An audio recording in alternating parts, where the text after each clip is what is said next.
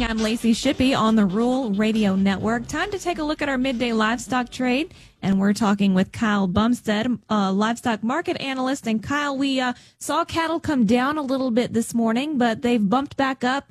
Tell us what we could expect to see throughout the day. That's right, Lacey. We did start off with what most would call an open price high here, where we traded here at the open. That was our high of the day for the first minute or two. Then they sold off.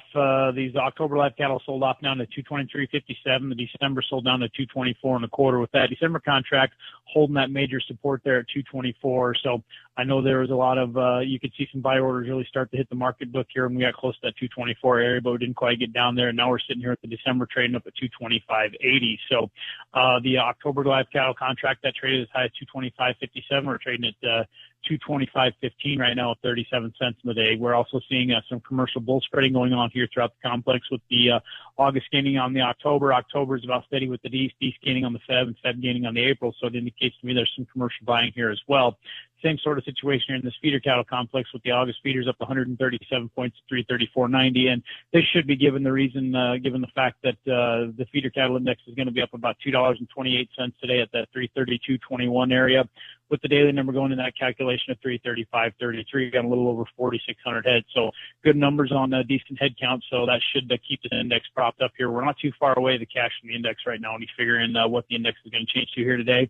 All right. Thank you, Kyle. That is livestock market analyst Kyle Bumsted. If you'd like to talk to Kyle about the markets, call him at 308-708-7340. Do you remember trading futures and options involves risk of loss and may not be suitable to all investors? Consider these risks before investing. I'm Lacey Shippey on the Rural Radio Network.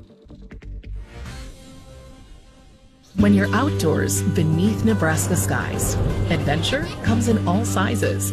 From quick escapes and long weekends to true off-the-grid retreats. Paddle, hike, camp, explore. Whether you have a few hours or a few days, we'll guide you to a state park or recreation area that's a perfect fit. Start your next adventure today at yournebraskaparks.com. Sponsored by Nebraska Game and Parks, aired with the Nebraska Broadcasters Association and this station. If you're up at the crack of dawn, so is the Rural Radio Network with ag news and market information. I'm Bryce Duskett with this check of agriculture news. Or if you're more alert in the afternoon, the Rural Radio Network has all of the important news to let you know what is happening in agriculture and in the markets. Good afternoon. I'm Alex McAfee joining you with this check of agriculture news. When you want the best in agriculture, follow, like, and listen to the Rural Radio Network.